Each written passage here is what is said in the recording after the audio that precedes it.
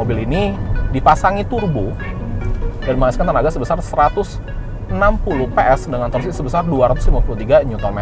Memang kita diberikan kesan lebih sporty lagi di mobil ini.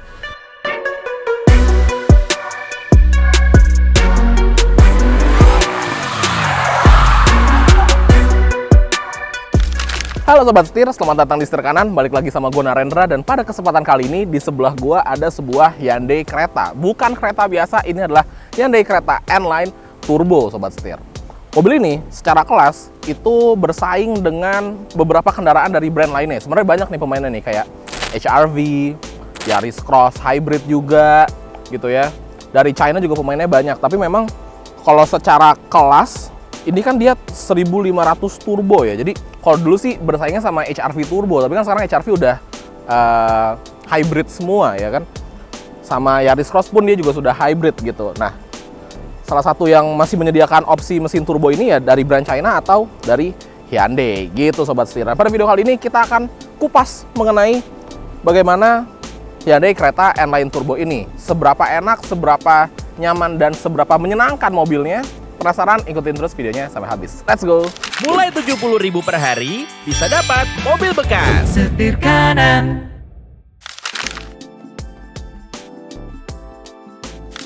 Nah, ngebahas mengenai eksteriornya, Hyundai Creta ini memang bisa dibilang bukan buat semua orang sih Sobat Setir. Ada yang suka banget, ada yang ngerasa kayaknya ada beberapa bagian yang rada off deh. Gak hanya di generasi ini aja, karena sebelumnya, sebelum facelift ini, itu juga banyak yang berpendapat seperti itu, terutama di bagian grill dan lampunya itu lumayan unik gitu. Nah, walaupun setelah facelift dia mendapatkan beberapa sentuhan yang dirasa bisa diterima semua orang, menurut gue di varian yang N-Line ini jauh lebih bisa diterima Sobat Setir. Kenapa? Karena desainnya jadi ganteng banget gitu. Buat para Sobat Setir yang mungkin nonton Star Wars, gue ngerasa eksterior bagian depannya ini mirip-mirip Stormtrooper gitu ya. Keren sih. Keren banget, apalagi kalau warna putih ketemu warna hitam gini sih Stormtrooper banget gitu. Tapi ya, di luar itu, mobil ini di atas mendapatkan DRL yang multifungsi juga, bisa menjadi sebuah lampu sein. Lampu jauh dan lampu dekatnya juga sudah full LED semua, tetap berada di bagian bawah ya, kayak ciri khasnya kereta gitu ya. Dan di bagian tengah sini terdapat sebuah aksen yang menyambung. Ini memang bisa dibilang mendongkrak desainnya dari kereta banget sih. Gue suka nih yang bagian sininya. Grillnya nggak begitu besar, ada logo Hyundai-nya, ada kamera depannya juga, dan tentunya ada badge N-Line. Menekankan bahwa ini adalah varian yang N-Line-nya. Nah, yang menjadi pembeda itu di bagian bumpernya Sobat Setir. Di sini, bumpernya dia kayak menyambung gini, terus dia kayak naik gitu ya desainnya. Yang membedakan antara N-Line dan tidak N-Line gitu. Jadi, yang N-Line ini emang menurut gue jauh lebih ganteng sih. Nice banget. Di bagian bawah juga terdapat sebuah grill terbuka untuk urusan pendinginan. Gimana? Kalau kalian suka apa nggak desainnya Hyundai Creta N-Line Turbo ini? Kalau gue sih suka, keren soalnya. Gitu. Oke, sekarang kita bergeser ke bagian samping. Yuk, bergeser ke bagian samping, kelihatan ya kalau mobil ini tuh sebenarnya ukurannya compact gitu. Ini kan sebuah, bisa dibilang mobil yang memiliki gaya crossover SUV gitu ya. Tapi karena ini adalah varian yang N-Line, maka dia dibikin lebih terlihat sporty. Kayak contohnya nih Sobat Setir, di bagian samping ini nggak ada aksen chrome sama sekali. Dia jadi warna hitam semua, baik dari list kaca, roof rail atas gitu ya. Kemudian kalau kita lihat dia juga two tone color, warna atapnya hitam seperti warna spionnya juga, sedangkan yang di bawah itu warna body. Dan warna body abu-abu ini menurut gua makin memberikan kesan sporty pada Hyundai Creta N-Line Turbo ini gitu. Ganteng banget. Di bagian fender samping ada badge N-Line lagi-lagi ngingetin kita kalau ini adalah sebuah varian yang N-Line. Gak hanya itu aja, karena di bagian velgnya ini juga memang desainnya jauh lebih sporty, dan center capnya ini juga pakai logo N, mengingatkan bahwa ini adalah varian yang N-Line. Gak hanya itu aja, karena di bagian kaliper remnya dia juga berwarna merah, jadi makin sporty lagi. Velgnya dia two tone color, dia warna finishnya rada kayak abu-abuan gitu sih sebenarnya, nggak hitam banget gitu ya, dengan warna chrome. Dan ukurannya sendiri ini menggunakan ring 18, gede Sobat Setir. Dibalut dengan ban berukuran 215/55 ring 18. Jadi kalau kita lihat profil bannya ini lumayan tipis ya. Profil ban yang tipis ini apakah akan mempengaruhi rasa berkendaranya? Nanti kita cobain Sobat Setir. Gitu. Seperti biasa, di sini ada aksen-aksen cladding plastik gitu dari depan hingga ke bagian belakang yang menyambung. Jadi memang tetap crossover SUV sih, tapi memang dengan sentuhan kesportian yang berbeda gitu. Nah, kalau kita bergeser ke bagian belakang, di bagian lampunya itu desainnya ini bukan belakang banget ya, maksudnya di bagian samping belakang gitu. Dia kelihatan lebih futuristik lagi sih sebenarnya jika dibandingkan dengan varian yang non facelift-nya. Gue suka nih, dia lampunya nyambung hingga ke bagian samping kayak gini. Kelihatannya manis banget. Dan yang lebih keren lagi ada di bagian belakang. Yuk kita intip. Nah, bergeser ke bagian belakang, kalau tadi kita ngebahas compare ke varian yang pre-facelift-nya, di bagian belakang juga perubahannya cukup signifikan nih Sobat Setir. Karena kalau di varian yang pre-facelift ya, pasti Sobat Setir inget dong, yang dari kereta di belakang pakai lampu kepiting. Yang desainnya eksentrik banget itu. Nah, itu juga menimbulkan banyak perdebatan. Ada yang suka banget, ada yang nggak suka. Ya, tapi yang pasti sih di facelift ini, dia dirubah ya. Lampunya jadi nyambung gitu ya. Ya bisa jauh lebih diterima sih. Sama juga desainnya mirip dengan aksen di bagian depan Sobat Setir, kayak gitu. Nah, ini karena varian yang N-Line, maka ada beberapa tambahan lagi. Kayak contohnya, spoiler ini dia kelihatan lebih sporty lagi karena dia kayak dua tumpuk gitu ya. Ada splitternya gini, gitu. Menurut gua cukup memberikan kesan sporty, nice banget. Kalau untuk urusan perlampuan sih ya dia udah full LED semua juga. Kamera mundur juga udah ada gitu ya. Logo Hyundai ada di dalam mikanya, nice, lucu banget. Kalau kita turun ke bagian bawah, dia menggunakan rear bumper yang desainnya sporty nih Sobat Setir. Dia kayak ada aksen-aksen splitter-splitter gini ya, lucu ya, jadi sporty banget gitu kesannya. Oke sih, nice. Dan dia memiliki desain yang senada dengan bumper di bagian depan gitu. Nah, yang menjadi pembeda utamanya adalah di badge-nya. Di sini kereta, di sini tulisannya 1,5T karena hanya ini aja, hanya kereta N-Line Turbo aja yang punya mesin turbo. Kereta yang lain itu nggak ada yang pakai mesin turbo Sobat Setir, seperti itu. Keren. Nah, sekarang kita bahas mengenai performanya. Yuk kita bahas mesinnya. Let's go. Nah Sobat Setir, ngebahas mengenai dapur pacunya, mobil ini menggunakan mesin 4 silinder 1500cc turbo Smart Stream G yang menghasilkan tenaga sebesar 160 PS dengan torsi sebesar 253 Nm. Dikawinkan dengan transmisi 7-speed dual clutch transmission. Nah, kalau kita lihat dari spesifikasinya ya, on paper alias angkanya sangat-sangat mirip dengan mobil yang sebelum ini kami review, yaitu Mercedes-Benz CLA 200. Angkanya mirip banget. Tapi kira-kira bagaimana performanya? Nggak tahu, nanti kita cobain Sobat Setir. Tapi menurut kalian gimana? Angka sebegitu besarnya di mobil yang bisa dibilang compact kayak gini, rasanya akan seperti apa sih? Kalau menurut gua akan menyenangkan sih rasanya. Oke, sekarang sebelum kita jalan, kita bahas mengenai interior dulu. Yuk, let's go. Bergeser ke bagian interior, kita langsung ngebahas row kedua nih. Di bagian depan, ini adalah posisi berkendara gue Sobat Setir. Tinggi gue di 170 cm. Gue nyetir ya mungkin sedikit lebih mundur ya dibandingkan kebanyakan orang Indonesia gitu. Walaupun banyak yang memiliki posisi duduk yang lebih mundur lagi, yang lebih sporty lagi gitu. Gue sedikit mundur lah. Nah, sebagai patokan aja nih Sobat Setir, di belakang gue mendapatkan legroom sekitar, bisa dibilang mungkin apa jadi ini ya, 4, 5, 6, 7 jarian lah kurang lebihnya dengan headroom. Kalau mentok langsung ke plafon ini di 3 jari, cuman ini kita lagi buka shade dari panoramiknya. By the way, mobil ini juga punya panoramic sunroof ya, jadi kita mendapatkan penerangan yang lebih optimal lagi gitu. Kalau sampai ke kaca sih, ya bisa beberapa jari mungkin ya, bisa sampai 9 jarian gitu. Cuman kalau kesini sih 3 jari gitu. Recline angle-nya lumayan oke, nggak yang terbaik tapi oke. Terus posisi duduk ini lumayan tinggi ya, jadi kita nggak ngerasa sempit duduk di bagian belakang gitu. Karena kita ngelihat ke depan jadi lebih visible lagi karena kita posisi duduknya tinggi. Joknya cukup empuk, dia desainnya leather dengan perforated seperti ini. Oke, cukup nyaman. Di bagian tengah sini terdapat armrest juga dengan 2 buah cup holder. Dan gue suka karena posisi tangan dan posisi di door trimnya itu levelnya sama, jadi nggak kayak tinggi sebelah gitu, tangannya nggak awkward. Apakah ini bisa direbahin lagi? Tidak bisa. Jadi ini sudah fix ya Sobat Setir. Ya, ini sudah fix. Posisinya seperti ini. Oke. Dan karena ini adalah varian yang N-Line, jadi dia ada beberapa aksen tambahan kayak joknya tuh ada rat stitchingnya, terus ada logo-logo checker warna merah gini juga gitu ya. Dan tentunya untuk urusan safety, jok ini sudah memiliki fitur ISOFIX. Jadi kalau kita naruh baby seat, tentunya lebih aman di mobil ini gitu. Nah, bagian depan ini terdapat sebuah ventilasi AC, 2 buah ventilasi AC dengan 1 charging port Type-C dan penyimpanan terbuka yang cukup dalam. Jadi kalau kita lagi nge-charge, kita bisa naruh handphone kita di sini, oke lah. Gitu. Oke, sekarang kita pindah ke bagian row pertama. Yuk. Pindah ke bagian depan, kita langsung disambut dengan banyak aksen merah nih Sobat Setir. Kembali lagi menekankan ini adalah varian yang N lainnya gitu. Banyak aksen-aksen merah kayak ini, contohnya di bagian head unit dan instrumen cluster yang menyambung ini, dia ada framing merah kayak gini. Kemudian di bagian dashboard sini yang nyambung sama AC penumpang, dia juga ada aksen-aksen merahnya. Kemudian untuk shifternya, knobnya beda nih, dia terlihat lebih sporty, terasa lebih sporty juga, ada N-nya. Dan kembali lagi ada si aksen-aksen merahnya, sama juga dengan di bagian joknya gitu. Jadi memang kita diberikan kesan lebih sporty lagi di mobil ini. Nah, steering wheel-nya juga sama. Ini adalah steering wheel yang N-nya, jadi dia dipegang lebih sporty juga, lebih enak gitu ya. Walaupun menurut gua ini ukurannya cukup kekecilan kayaknya ya, tapi ya oke lah. Dia ada rad stitching-nya juga, dan ini bentuknya emang lebih sporty juga sih. Secara ini kan steering-nya N gitu ya, steering wheel-nya N.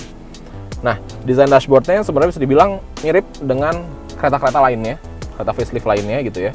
Dan kalau kita ngebahas mengenai head unitnya, dia menu display-nya tuh seperti ini nih Sobat Setir. Jadi dia menampilkan jam, terus ada background seperti ini, ada tanggal juga, ada lokasi kita, dan ada suhu. Tapi kalau kita geser ke samping, nah ini menu lebih besarnya.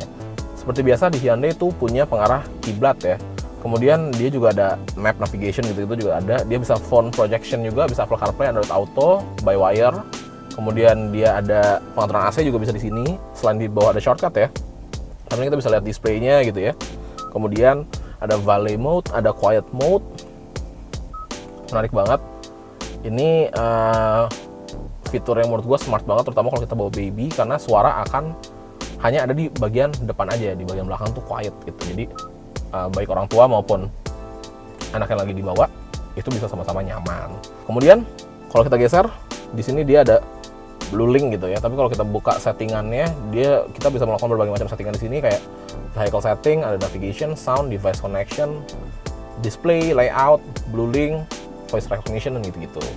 Jadi udah cukup komplit head unitnya, cocok untuk kita pakai harian. Nice. Kemudian bergeser ke bagian bawah, ini emang ciri khasnya Hyundai banget, karena sekarang Hyundai itu mengedepankan buttons gitu ya, kembali ke buttons gitu. Beda sama kebanyakan mobil di kelasnya, atau kebanyakan sih pendatang dari China ya, mereka mencoba untuk buttonless, interior tuh clean, tapi ternyata realitanya banyak orang yang nggak suka juga. Karena untuk melakukan pengaturan aja, kita tuh repot banget, harus ngafalin menunya lah, harus ngafalin settingannya, segala macamnya. Apalagi kalau kita mau melakukan pengaturan sambil nyetir, itu repot banget sih. Nah, yang itu enggak, dia masih ngasih buttons, which menurut gue tuh bagus banget, clever banget. Walaupun memang buttonsnya fungsinya untuk media di bagian atas, ini bagian bawah untuk pengaturan AC. Ini penting banget sih, karena kebanyakan di mobil yang buttonless seperti itu, ketika kita masuk CarPlay atau Android Auto, dan kita mau ngatur AC-nya, itu kita harus kayak exit dulu dari CarPlay-nya, kita harus masuk ke menu AC gitu ya. Itu sih cukup tidak convenient menurut gue. Nice, Hyundai. Pertahankan kayak gini-gini, bagus. Terus ke bagian bawah, di sini ada penyimpanan terbuka juga, ada lighter port, ada USB port, Type A dan Type C juga, ada wireless charger juga, dan ini cukup dalam dan cukup besar. Jadi kalau kita nggak mau charging, kita bisa naruh barang di sini gitu. Kemudian bergeser ke bagian bawah, dia ada shortcut buat kameranya. Kemudian ada 2 buah buttons untuk pendingin jok. Dia udah punya pendingin jok nih, kanan dan kiri. Nice.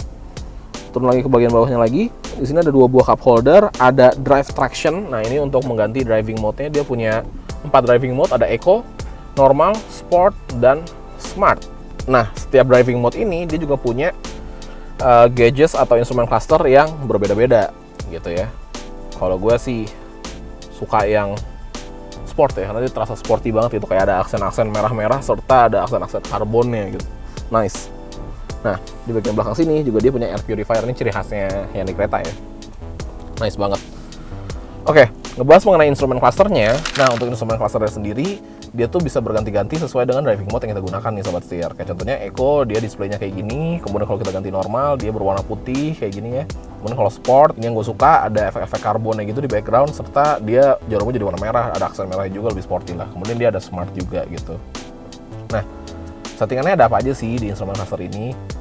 Pertama, dia ada info trip kita, since refueling, since last reset, speed kita. Kemudian kalau kita geser, ini lebih ke ini ya, kompas ya. Kemudian info, ini dia ngasih display tire pressure monitoring system kita. kemudian ini untuk pengaturan ADAS-nya. Balik lagi, ini sebuah Hyundai, dia memiliki ADAS yang pinter banget, nanti kita cobain sobat setir. Gitu, simple namun tetap multi informasi, suka gue, nice. Dan sekarang saatnya kita cobain, so langsung aja kita berangkat, let's go. Oke sobat setir, sekarang langsung aja kita coba bagaimana impresi berkendara dari Hyundai Creta N-Line Turbo. Pertama yang mau gue bahas adalah posisi duduknya dulu. Posisi duduk di mobil ini, menurut gue rasanya tuh tinggi banget sobat setir. Jadi memang ya ini kan sebuah crossover SUV gitu ya, dan rasanya nggak sah kalau SUV posisi duduknya rendah. Tapi menurut gue it would be better ketika emang kita memiliki range opsi posisi duduk yang lebih variatif gitu loh, nggak dipakemin tinggi kayak gini. Kalau bisa dibikin lebih rendah, akan lebih baik menurut gua. Sayangnya di sini nggak. Ini udah posisi paling rendah dan menurut gua masih ketinggian. Dapat terlihat dari posisi pundak gua yang jauh lebih tinggi dari si garis kacanya gitu, dari si door trim ini tuh jauh lebih tinggi dan nggak bisa direndahin lagi. Kalau menurut ingatan gua ya, di Hyundai Creta yang tidak menggunakan electric seat ini kayaknya bisa lebih rendah deh posisi duduknya. Namun sayangnya di sini enggak, pakemnya segini aja. Tapi ya oke lah. Kan emang orang Indonesia macam-macam ya. Ada yang suka posisi berkendaranya tinggi, ada yang suka posisi berkendara lebih rendah gitu ya. Jadi kembali lagi ke preference masing-masing. Seenggaknya menurut gua posisi berkendara yang tinggi ini akan terasa nyaman bagi kebanyakan orang gitu. Tapi kalau gue sih gue prefer lebih rendah lagi. Di luar itu, ini jok pengaturannya elektrik, beda dengan penumpangnya. Nah, di bagian penumpang kiri ini, dia pakai jok pengaturan manual, supirnya elektrik, maju mundur, naik turunnya elektrik juga, recline-nya elektrik juga, bahkan penyangga pahanya juga elektrik gitu. Jadi cukup convenient bagi sang supir. Nah, ada satu isu lagi nih menurut gue, selain posisi yang cukup tinggi, yaitu menurut gue joknya rasanya sedikit kependekan ya, karena paha gue tidak tersangga dengan baik gitu. Di bagian ujung dekat lipatan dengkul itu ya, pasti sobat setir paham deh maksud gue. Itu lumayan tidak tersangga gitu posisinya. Jadi entah kenapa bagi gue duduk di jok ini tuh rasanya cukup sempit untuk badan gue gitu. Tapi ya balik lagi sih, tinggi gue di 170 cm dan gue lumayan gemuk gitu ya. Mungkin bagi sebagian orang yang lebih kurus dari gue akan terasa nyaman-nyaman aja. Balik lagi, itu preference masing-masing gitu sobat setir. Di luar itu, dia punya steering wheel juga tilt and telescopic. Cukup jauh tilt and telescopicnya, cukup bisa nge-reach ke bagian driver. Tapi balik lagi, karena memang gue bilang ya, mobil ini desain memiliki posisi berkendara yang cukup tinggi, maka steering wheel-nya itu nggak bisa yang benar-benar rata gitu. Ini udah paling rendah pun menurut gue masih rada begini ya posisinya. Apalagi kalau naik ke atas gini, aduh, cukup awkward ya sebenarnya posisinya bagi gue gitu. Tapi ya di luar itu oke lah. Kayaknya kalau kita pakai driving harian sehari-hari ini sih oke banget, terutama di Jakarta yang memiliki daerah yang sempit-sempit gitu. Jadi kita kalau mau ngeliat kanan kiri sih mudah. Tapi kayaknya kalau perjalanan jarak jauh lumayan terasa pegelnya kali ya. Tapi ya nggak tahu, gue belum pernah nyobain jarak jauh nih naik Hyundai Creta N-Line Turbo ini gitu sobat setir.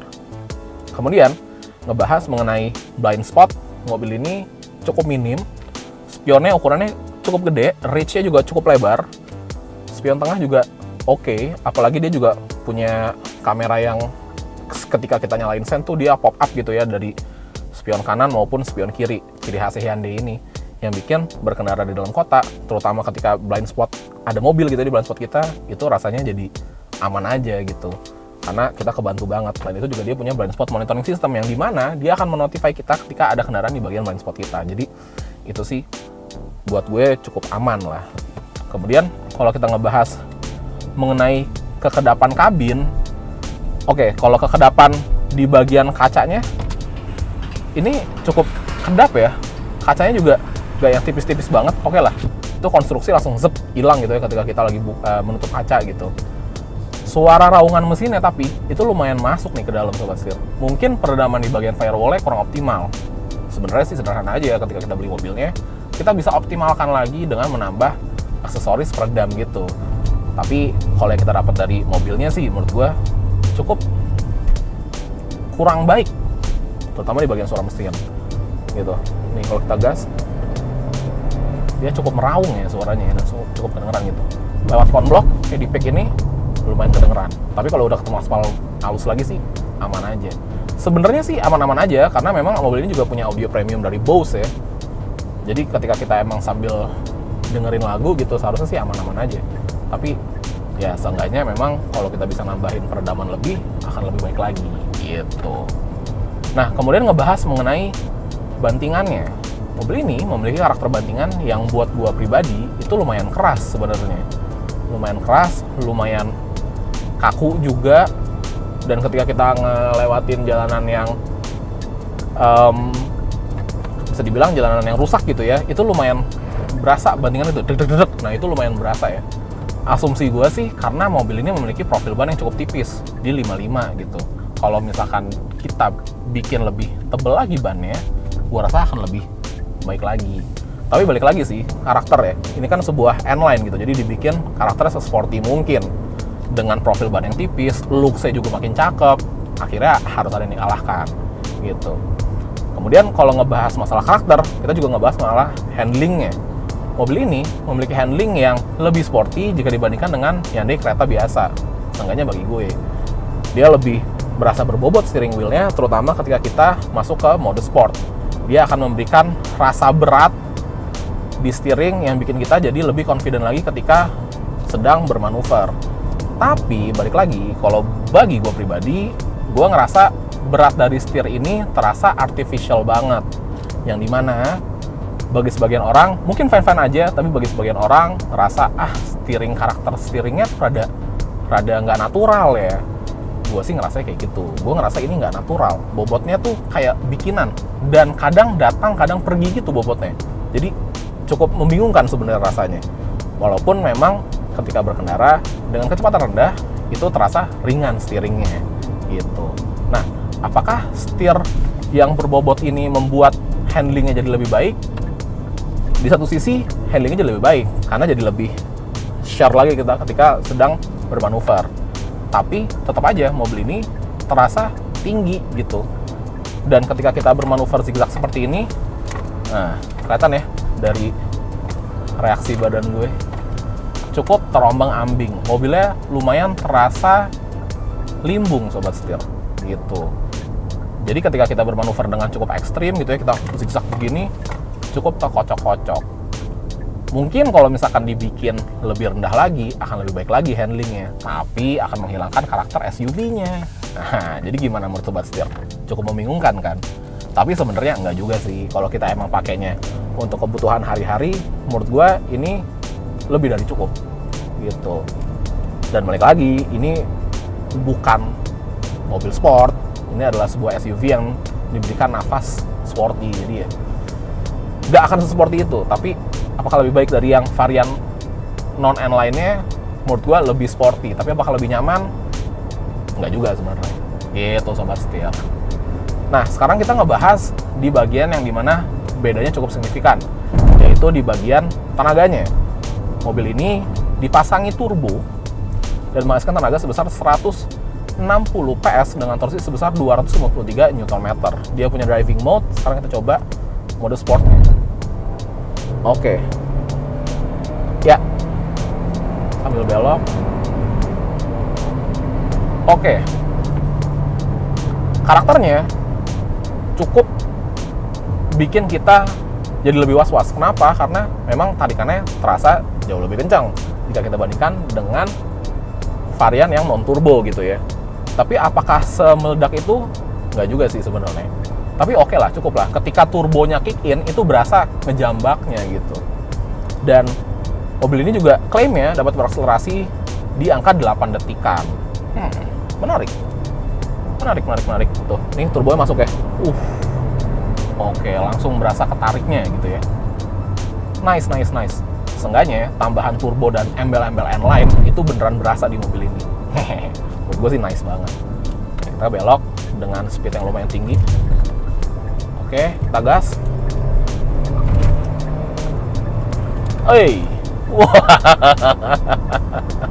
Sepertinya butuh keberanian lebih ya untuk bermanuver dengan mobil ini ya, karena limbungnya terasa sih. Tapi oke lah, nice banget. Sekarang kita bahas mengenai fiturnya, Smart Sense. Tentunya Hyundai menjadi salah satu pelopor fitur ADAS yang canggih dan easy to operate di Indonesia. Sama juga kayak di sini, pengoperasionalnya gampang, kita tinggal pencet aja, dia langsung bisa lane following. Kita pencet ADAS, kita pencet cruise controlnya, langsung masuk, kita bisa jaga jarak juga dengan kendaraan depan. Dan pengoperasionalannya smooth banget, dan menurut gue ini friendly and easy to use. Jadi bagi kebanyakan masyarakat Indonesia pasti nyaman banget nih pakai si Hyundai Smart Sense ini, gitu. Jadi oke lah, fiturnya lengkap, sangat membantu juga, dan terasa signifikan perbedaannya jika dibandingkan dengan varian yang non N-Line Turbo, gitu Sobat Setir. Sekarang kita coba belok lagi, kita masuk ke sport. Oke, kita ambil belokan, kasih dikit, wait, oke, keluar, kita gas, wis. Emang nggak usah dibawa kiri sih, perubahannya yang bikin mobil ini jadi jauh lebih sporty lagi. Nice. Oke Sobat Setir, jadi kita udah cobain mobilnya. Apakah semakin bertenaga? Ya. Apakah terasa jauh berbeda dengan varian non turbo? Bagi gua cukup terasa bedanya. Apakah dia kelihatannya lebih sporty? Banget, karena adalah N-Line. Jadi penambahan N-Line turbo itu nggak hanya sebatas gimmick aja, tapi emang beneran terasa dan terlihat Sobat Setir. Nice banget. Oke, jadi bisa dibilang mobil ini adalah cocok untuk anak-anak muda mungkin atau keluarga-keluarga baru atau bapak-bapak muda yang masih punya semangat sporty gitu ya, tapi masih pengen memiliki kendaraan yang convenient, fiturnya lengkap, dan looks-nya juga ganteng. Bisa pilih mobil ini. Nah, yang dari kereta N-Line Turbo ini dibanderol dengan harga 500 jutaan, 507 juta ya kalau nggak salah ya. Di atas 500 juta, kalau kita lihat jika dibandingkan dengan para kompetitornya, bisa dibilang ini adalah salah satu dengan harga yang paling tinggi ya. Gimana tapi menurut kalian? Worth it atau enggak? Tulis pendapat kalian di kolom komentar di bawah. Oke? Kalau gitu jangan lupa untuk klik like, komen, dan subscribe, serta follow TikTok dan Instagram kami di @setirkanan_official. Dan buat kalian yang lagi cari mobil bekas harga cerdas atau pengen lihat berita dunia otomotif terkini, bisa mampir ke website kami di www.setirkanan.co.id. Gue Narendra, sampai ketemu lagi di video selanjutnya. Salam setir kanan.